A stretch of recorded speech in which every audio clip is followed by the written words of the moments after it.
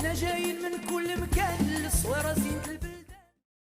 Yeshut Merev et Rabotai, avec la permission d'Hachem, ce petit Dvar Torah le Ishmat, mon frère, mon ami, Rabbi Mordechai, Ben Freha Alav Shalom. C'est très dur pour moi de dire cette phrase-là que je viens de vous dire, parce que, comme j'ai dit la semaine dernière, de ma tête, c'était immortel, il devait vivre tout le temps. Malheureusement, Akadosh Baruch Hu, il a pris le jour de la mort de ma grand-mère, la femme de Rabbi Haim Pinto, elle aussi est décédée ce même jour. Et il est décédé aussi le jour de Ta'anit Esther, le jour que Mordechai Tzadik, il a décrété, lorsqu'Haman, il a voulu tuer tous les Juifs, il a décrété avec Esther Malka que pendant 3 jours, les Juifs ils devaient jeûner pour que Akadosh Baruch Hu élanue cette gzera sur le peuple d'Israël. Je voudrais vous dire une chose. La fête de Purim, d'après Hachamim, d'après nos sages, la fête de Purim, elle est plus importante que la fête de Kippour. Vous vous rendez compte? Alors que la fête de Kippour, c'est une fête qu'on jeûne, on prie, on sait très bien que Kippour, c'est le jour le plus sacré de toutes les fêtes que nous avons. Parce qu'on dit qu'à Kippour, on dit Ki Bayom Hazé. Le jour de Kippour, chacun de nous, il est devant Akadosh Baruch Hu. Alors comment on peut imaginer que il va venir le jour de Purim, et on va dire que Purim, c'est plus important que Kippour. On dit Kippourim. Kippourim. C'est quoi? C'est-à-dire que Kippour, il est comme Purim. Ça veut dire que Kippour, il est moins important que Purim. Et c'est un peu grave de dire une chose pareille. Alors que Kippour, c'est un jour très sacré. Et Purim, c'est la fête, c'est la joie. Ben là, aujourd'hui, à Yerushalayim, ils font la fête de Purim. Vous savez qu'à Yerushalayim, ils font 3 jours de fête de Purim. Nous, on l'a terminé vendredi soir, mais à Yerushalayim, ils font encore Purim. Alors, comment on peut imaginer que la fête de Purim est plus importante que la fête de Kippour? Et sur cela, mes amis, je pense qu'il y a une différence entre lorsqu'on aime Hachem et on connaît Hachem. Vous savez, il y a beaucoup de gens qui aiment Hachem, ils l'aiment, bien sûr. Vous allez demander à quiconque, est-ce que tu aimes Hachem? Il va dire, bien sûr que je l'aime. Qui va vous dire que je ne l'aime pas? Tout le monde. Il n'y a pas quelqu'un qui va dire qu'il n'aime pas Hachem. Mais connaître Hachem, c'est important. Vous savez, connaître la personne, c'est important. Découvrir Hachem, connaître Akadosh Baruch Hu. Alors, si on connaît Hachem, alors on l'aime plus. On va l'aimer plus. C'est ça la différence. Mes amis, il faut savoir que on a connu Hachem à Purim. C'est à Purim qu'on a connu Hachem. Quoi? Ça veut dire quoi? Avant Purim, on ne connaissait pas Hachem? Oui, on le connaissait, mais pas assez. Pas assez. Vous savez, beaucoup des fois, on dit, on découvre la personne. Alors moi, je voudrais vous dire comment j'ai découvert Mordechai. Je vous donne la parole d'honneur, je vous le dis, je ne l'ai jamais dit, mais je vais vous dire comment j'ai découvert. Je l'ai découvert lorsque, un jour, comme ça, je me rappelais dans ma tête qu'il y avait à un moment donné, il y avait un knafo qui venait voir mon père. Il y avait un knafo. Mais toi, c'est qui ce knafo-là? Il faut savoir, c'est qui ce knafo? Et je ne pouvais pas imaginer c'est qui ce knafo. Je ne pouvais pas imaginer c'est qui. Jusqu'à que j'étais à Casablanca, j'avais peut-être, c'était avant la guerre c'était l'année où il y a eu ils ont détrôné le roi, que Dieu repose son âme en paix, Hassan, lorsqu'il avait 40 ans, le coup d'état de Skirat. Je me rappelle, c'était ce Shabbat-là. J'avais passé Shabbat au Maroc. J'étais venu au Maroc pour pèleriner, pour découvrir mon grand-père à Essaouira, après que j'ai quitté le Maroc lorsque j'avais 8 ans et demi. Et là, je suis venu, je sais pas, je peux pas vous dire exactement quel âge j'avais, mais moi, je vous dis, c'était le Shabbat du coup d'État, je me rappelle. Et après, après, c'était, je pouvais plus chercher ce Knafou que j'ai cherché, donc jusqu'à que tout s'est calmé au Maroc. Alors après, j'ai commencé à prendre à faire des recherches. Si je ne me trompe pas, peut-être, je ne l'ai pas rencontré la première fois, mais peut-être la deuxième fois que je suis retourné au Maroc. Et comment je l'ai rencontré? Lorsque, la première fois que je lui ai dit, est-ce que vous étiez chez mon père? Et vous connaissez mon père. Dès qu'il a su que j'étais le fils de Rabbi Moshe Pinto, il m'a embrassé, il m'a enlacé, il m'a raconté une histoire. Tout de suite. C'était lorsque sa femme, Zari, que Dieu la protège, et devait faire, à cette époque, mon père il habitait à Casablanca, et devait faire une petite opération, quelque chose comme ça. Et il est venu chez mon père un samedi soir, alors que mon père était en pleine prière, et dès que mon père il l'a vu, il a arrêté, et ça, cette histoire-là, toujours Mardoché, à la Vachalom, me l'a raconté. Toujours. Et cette histoire-là qu'il m'a racontée la première fois que je l'ai connu. Il me dit, alors, dès que je rentre, et ton père, il s'arrête pendant la prière, et il me dit, Matraï, comment va ta femme? Alors, il paraît que Mardoché Knafo, presque il s'est évanoui, parce qu'il s'est dit, mais comment Rabbi Moshe il sait comment il va ma femme? Comment il sait? Personne ne lui a dit. Lui-même, il n'a rien dit il venait de venir à Casablanca. Personne ne devait savoir. Vous savez, aujourd'hui, il y a le téléphone, aujourd'hui, il y a le portable, il y a tout aujourd'hui. Mais à cette époque, il n'y avait rien du tout. Eh bien, il a fait une grande veracha à mon père, à Mardoché. Il lui a dit, n'aie pas peur, je te garantis, elle va s'en sortir. Et il est parti heureux et content. Voilà comment j'ai fait la connaissance de Mardoché Knafo, il y a peut-être 45 ans, 50, 45 ans, 46 ans, voilà. Et à partir de là, c'était moi et Mardoché, les inséparables. Beaucoup de fois, c'est arrivé qu'on se disputait. On se disputait, vraiment on se disputait. Et comment on s'est disputé? Pourquoi? Parce que beaucoup de fois, je ne voulais pas faire la Iloula au Maroc, de Rabbi Pinto. Parce que au départ, c'était très dur. C'était dur.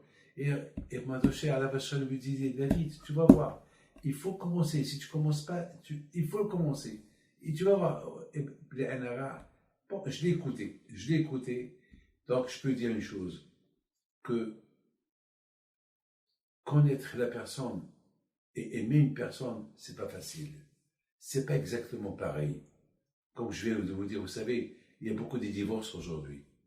Et alors, il y a eu le coup de foudre au départ. Il y a des gens qui sont mariés et après, ils ont divorcé. Alors, et c'est trop pas, et c'est Kiddushin, et c'est le bas qui lui a mis dans les mains, et tout cela, qu'est-ce qui se passe?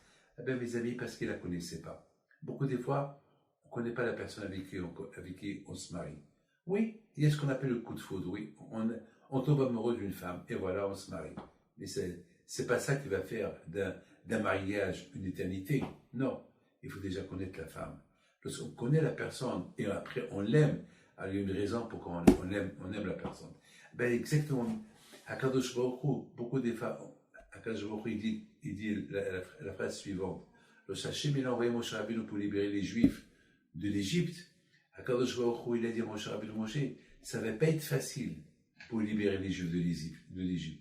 Parce qu'il faut que je tape aux deux. Ça veut dire il faut que je tape les Égyptiens pour qu'ils connaissent qui je suis. Et lorsque les Égyptiens vont me connaître qui je suis, alors les Juifs, ils vont savoir qui je suis. Mais ils ne peuvent pas me connaître si avec tous les miracles que je peux leur faire, ils ne vont pas me connaître. Ils vont peut-être m'aimer, mais pas me connaître. Ils me connaîtront lorsque je vais frapper l'Égyptien. C'est parce qu'à l'époque, l'Égypte, c'était une puissance. À l'époque, l'Égypte, c'était une très grande puissance que tout le monde avait peur d'eux.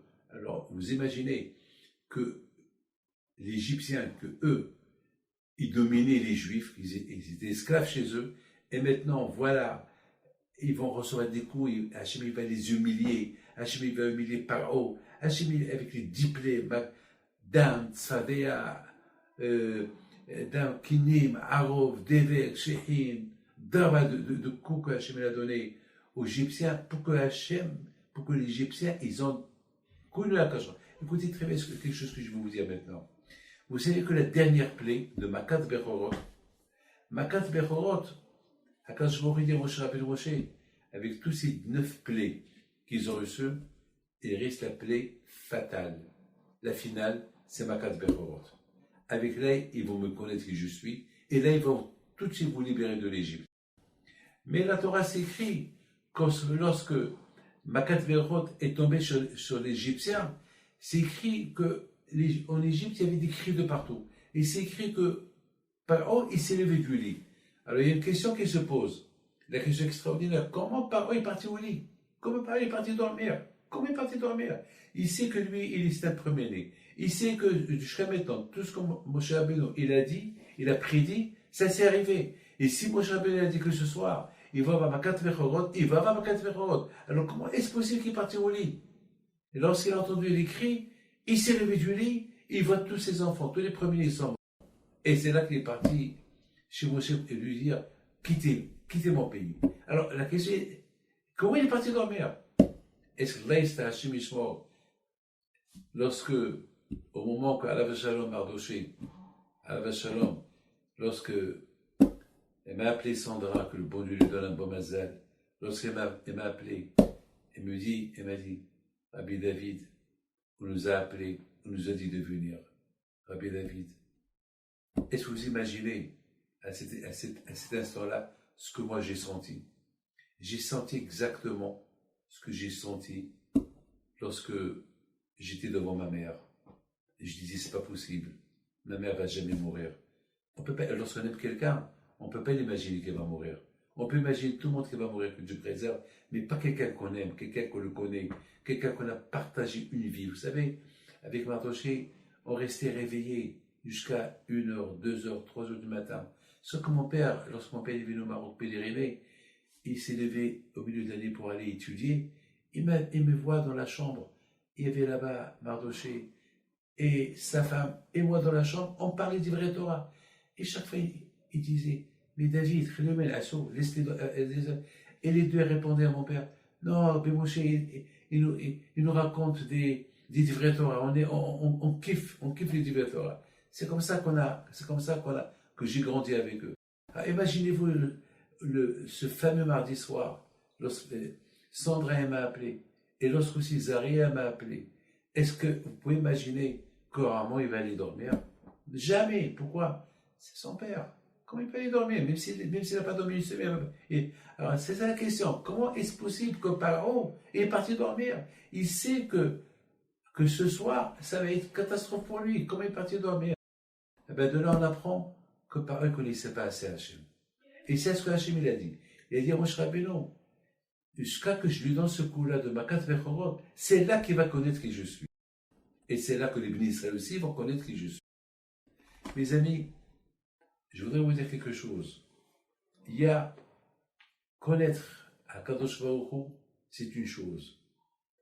Aimer Akadosh Baruch Hu, c'est une autre chose. Et pourtant, dans quel Shema, on dit Be'afta et Adonai Elohecha Bechol et Bafra. Vous savez, lorsque Mordechai est décédé, j'ai dit à Armand, viens, on va faire Kriyat Shema pour ton père maintenant. Et il a répété, on l'a fait ensemble. Alors, dans Kriyat Shema, on dit, on aime Hachem. On dit, on l'aime. On dit, Be'afta, mais est-ce que quelqu'un qui est mort, est-ce qu'on va lui dire, tu aimes? Il est mort. Je comprends, s'il était vivant, il peut dire, j'aime Hachem. Mais s'il est mort, il est mort. Ben, mes amis, il faut savoir une chose. Il y a une différence lorsqu'on aime quelqu'un, lorsqu'on est vivant, et lorsqu'on déclare aimer quelqu'un à la mort de la personne. Vous savez, dans la vie, on peut aimer quelqu'un par intérêt. Par intérêt. On aime par intérêt. Mais lorsqu'il y a la mort, il n'y a pas d'intérêt. Lorsqu'on répète, lorsque nous, on cite à la place du mort, voilà, toi, tu aimes Akadosh Baruch Hu, il nous écoute, il peut rien dire. Mais nous, on le fait à sa place. Nous, on fait Ve'apta, on fait Shema Israël à sa place. On est sûr que, bien sûr, avant qu'il a quitté ce monde, il avait un Kadosh Baruch Hu. Et lorsqu'il avait un Kadosh Baruch Hu, bien sûr, il aime. Mes amis, je dois vous dire quelque chose. Lorsque Mashiach, il va venir, si Dieu veut, c'est quoi le rôle de Mashiach? Qu'est-ce que Mashiach, il va faire de spécial pour nous? Quoi? Il va faire quoi? Il va nous, qu'est-ce qu'on va apprendre de lui? Quoi? Quelle nouveauté Mashiach, il va nous apporter? Il dit le Rambam quelque chose d'extraordinaire. Après, je vous raconte une belle histoire, quelque chose de magnifique avec Rabbi Mordechai alav shalom. Vous savez qu'une fois, avant que je raconte l'histoire, déjà, je vous dis ce qu'il dit le Rambam. Il dit le Rambam, ce que Mashiach il va nous apporter, il va nous montrer comment il est à Kadosh Baruch Hu. L'idéa, bida'atem, connaître à Kadosh Baruch Hu. Ça veut dire, mes amis, tout ce qu'on a fait pendant toute notre vie, c'est que tous les tzadikim, tout ce qu'ils ont étudié, tout ce qu'ils ont fait dans leur vie, quoi, ils ne connaissent pas Kadosh Baruch Hu. C'est ça ce que Mashiach va nous montrer. Il va nous montrer comment à connaître Hachem. Eh bien oui, mes amis, connaître Hachem, ce n'est pas une chose qui est facile. Que pour connaître Hachem, il faut attendre Mashiach pour qu'il vienne. Mais les tzadikim, ceux qui ont la émouna, ceux qui ont la timimut, en Akadosh Baruch Hu, eux ils connaissent Akadosh Baruch Hu. C'est vrai que Mashiach, il va faire connaître Akadosh Baruch Hu pour ceux qui ne connaissent pas Akadosh Baruch Hu. Ceux qui croient qu'ils le connaissent, ils ne le connaissent pas. Mais pas comme un homme comme Mardochée Knafo, que lui connaissait Akadosh Baruch Hu. Lui, il connaissait Akadosh Baruch Hu. Il le connaît, comme que moi je le connais, comme que sa femme, elle le connaît plus que moi. Et moi aussi, je le connais à mon niveau, je le connais. Et là, je voudrais vous raconter une histoire que j'ai eue avec lui. Il y avait une fois, il habitait, la famille Knafo, bien sûr, ils habitaient à la rue Rachel, à Casablanca. C'était le meilleur moment de ma vie que j'ai passé, de ma jeunesse, avec Mardochée, avec la famille Knafo, dans cette rue-là, la rue Rachel. Jamais j'oublierai. Et la synagogue de Chitrit, et la synagogue de Daon. Jamais j'oublierai. C'est des moments qui sont inoubliables. Alors il s'est passé que Blé Anara, la famille elle a grandi. Et il n'y avait pas assez de chambres. Alors il me dit, Rabbi David, il m'appelle David. Je pense que j'étais encore jeune homme. Oui, si je ne me trompe pas, j'étais encore jeune homme. Il me dit, Rabbi David, voilà, il faut qu'on prie pour moi, que je trouve une maison. Je ne peux plus rester ici. Et un jour, il vient chez moi et me dit, Rabbi David, j'ai trouvé une maison, place Nicolas Paquet. Jamais j'oublierai. Il me dit, voilà, si tu peux, j'avais la voiture à cette époque, je conduisais. Et il me dit, voilà, j'ai rendez-vous avec Madame Simon. Et si tu peux venir me chercher, pour qu'on la voie. Et moi, et Madame Simon, elle lui a dit, si vous ne venez pas, j'ai un autre qui va la prendre. Eh bien, malheureusement, j'ai oublié. Je ne suis pas venu le chercher. J'ai oublié. Je ne suis pas venu le chercher. Alors moi, j'étais naïf. Je viens à la maison. Vous savez, sa femme, que le bonheur protège, et me recevait comme si un roi est rentré chez elle à la maison. Moi et toute ma famille. Combien des Pessah on a passé chez eux, combien des Sukkot, combien des fêtes, combien. Et voilà, moi j'arrive à la maison à midi, 1 heure pour manger. Et je vois Mordechai Knafo alav shalom, il rentre, il me faisait la tête. Il ne me parlait pas. Alors, j'ai dit, c'est bizarre. Et j'ai dit, Mordechai, ça va? Et il me dit, là, ça va pas. Alors là, j'ai compris qu'il est en colère. Mordechai, qu'est-ce que j'ai fait? Qu'est-ce qu'il y a? Il me dit, comment qu'est-ce qu'il y a? Ça fait des années que je cherche une maison. J'ai trouvé la maison à l'endroit où je vais habiter. Et c'est la maison, c'est vrai, c'est la maison que je cherche. Et voilà, tu m'as fait un coup. Tu devais venir me chercher pour aller la voir, pour que je discute. Et voilà, on l'a perdu. Je dis, Mordechai, excusez-moi, j'ai oublié. ouais, j'ai oublié. Et vous savez, je lui dis, ma frère, écoute-moi. Alors, qu'est-ce qui se passe? Il me dit, ça y est, la maison, j'ai appelé Madame Simon, ça y est, là, il y avait une autre personne qui la voulait, ça y est, elle a loué l'autre personne. Je dis, ma frère, viens, on va manger. N'aie pas peur. Ah, il y a Kadosh Baruch Hu. Eh, comment il y a Kadosh Baruch Hu? Je dis, ma frère, assis-toi, calme-toi. J'étais jeune, hein, j'avais pas de barbe, j'avais rien du tout. Et c'est ça. Regardez Emouna, mes amis. Je ne sais pas Rabbi Moshe Pinto, je ne sais pas Rabbi Pinto. J'étais jeune, j'ai fait pas de barbe, j'étais, je ne sais pas, pour que lui me croie. Ah mais ça veut dire qu'il avait la Emouna. Alors il me regarde, il me dit alors quoi? Je lui dis, ta femme nous a fait à manger, on va manger et on va aller. Et là, tu vas voir, il y aura des bonnes nouvelles. Toi, qui comme toi, Mardoché, que tu as la Emouna à Kadosh Baruch Hu? Alors, ça y est, n'aie pas peur. Il me regarde, il fait un sourire, et on a Madame Knafo, il nous a servi à manger.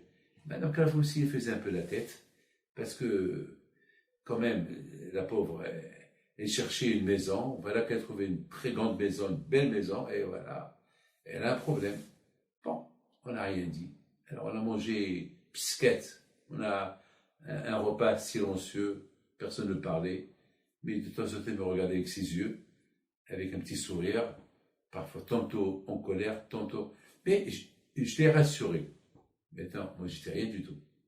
Mais j'ai prié à Rabbi Pindo. J'étais à Rabbi Pindo. Ne me fais pas honte devant votre aïe. Regarde comment il m'accueille. Je vis chez lui comme un jeune homme. Ce que je veux, il me le donne. Il me donne de l'argent. Il s'occupe de moi. Sa femme, elle s'occupe de moi. Mais hein, moi, je dois vous dire, c'est mon frère.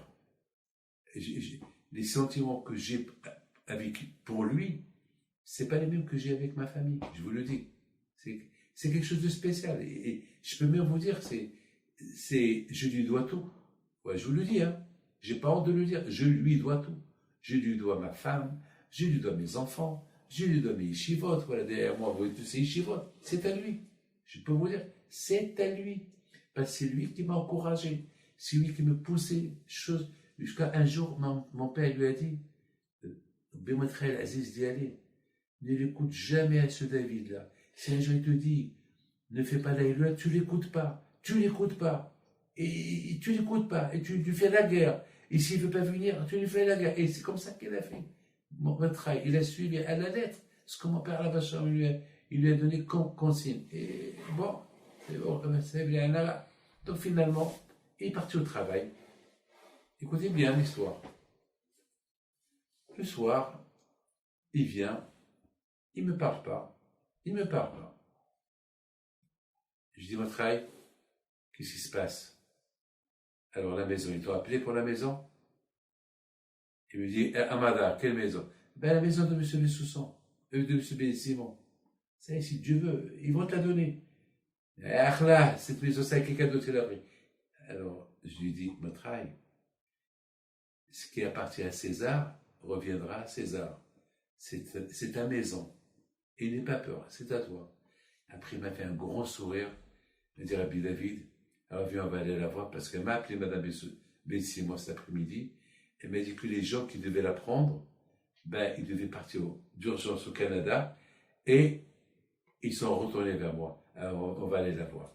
J'étais content. On était heureux. Là, on est parti chez Madame Bessimon. Et j'ai parlé avec elle. Et je lui ai dit, il faut baisser un peu d'argent.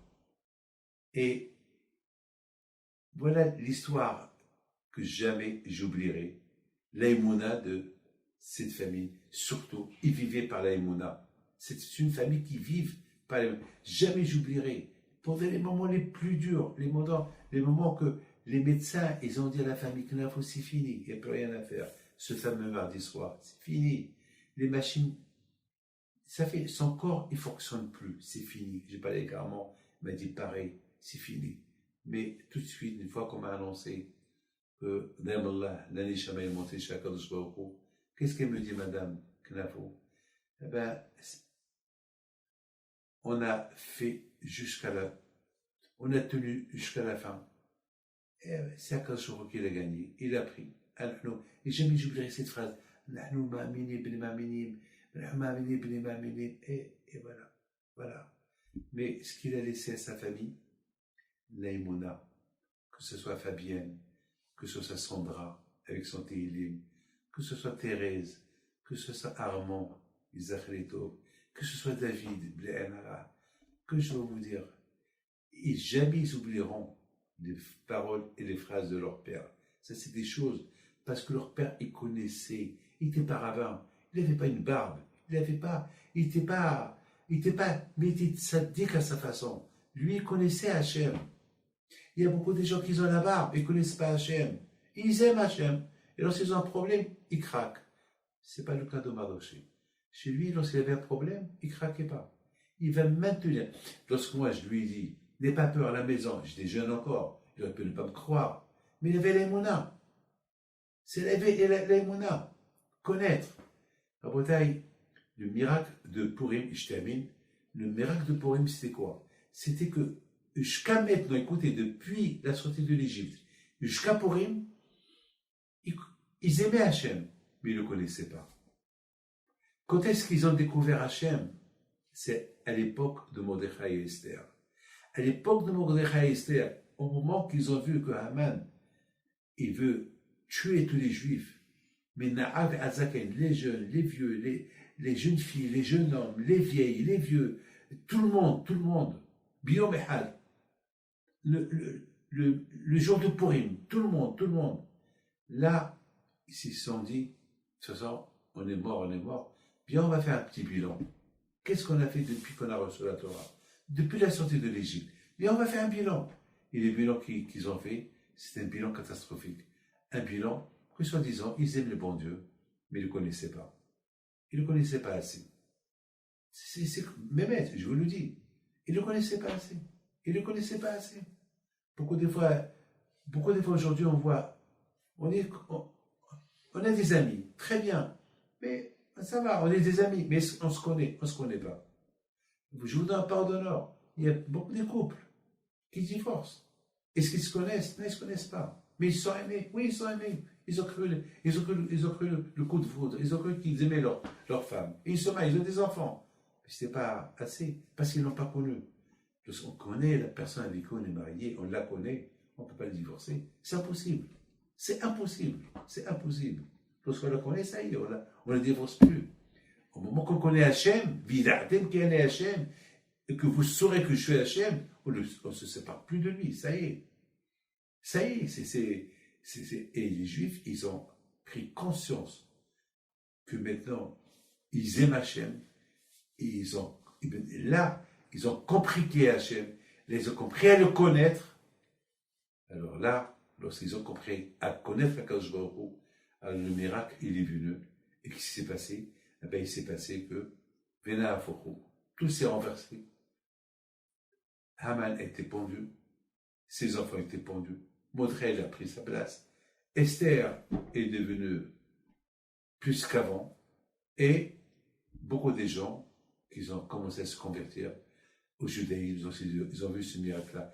Et c'est ce qu'on dit. La Yehudim haïta ora bisimha vesason likar. La Yehudim, c'est quoi? Et les Juifs, ils ont compris qu'ils ne peuvent plus vivre sans la Torah. Ils ont compris c'est quoi la Brit Mila, la Brit éternelle avec le bon Dieu. Ils ont compris c'est quoi les Tfilin, Ukshalte Motam, Ahavat Hashem, aimer Hashem, connaître Hashem. Ils ont compris tout cela. Tout cela, ils l'ont compris. Une fois qu'ils ont compris tout cela, donc mes amis, la fête la plus importante de toutes les fêtes, c'est Purim. Parce qu'à Purim, on a connu Hachem, on a découvert Hachem. Que Hachem y fasse. Que la Neshama de Mordechai, Alav Shalom, Ben Freha, Ben Rabbi Youssef, que ce soit Gan Eden, je suis sûr qu'il est avec Abraham Pinto. Je suis sûr qu'il surveille ses enfants, sa femme. Je suis sûr qu'il est avec les tzadikim, avec Abé David Barour, avec Abé Abba Diwan. Combien on a voyagé, combien on est parti chez les tzadikim, combien. Jamais j'oublierai son sourire, Les bons moments qu'on a eu avec lui, on a partagé tout. Il me disait ses secrets, je disais mes secrets. Combien de fois j'étais en guerre avec ma femme, combien de fois il me faisait la paix avec ma femme. Je crois que ma femme, elle appelait Mardoché Knavo, mon avocat. Elle est devenue Mardoché est devenu l'avocat. On ne croyait pas que, parce qu'il m'a élevé. Il m'a élevé. Voilà, c'est comme, j'étais comme son fils. Il m'a élevé. Et que les enfants, le bon Dieu les protège, je leur donne on va faire Kaddish. בחלי רעה כשאומר יצא הקדוש ברוך הוא יזכו ישראל לפיכך הבא להם תורה ומצוות שנאמר אדוני חפץ למען צדקו יגדיל תורה ויאדיר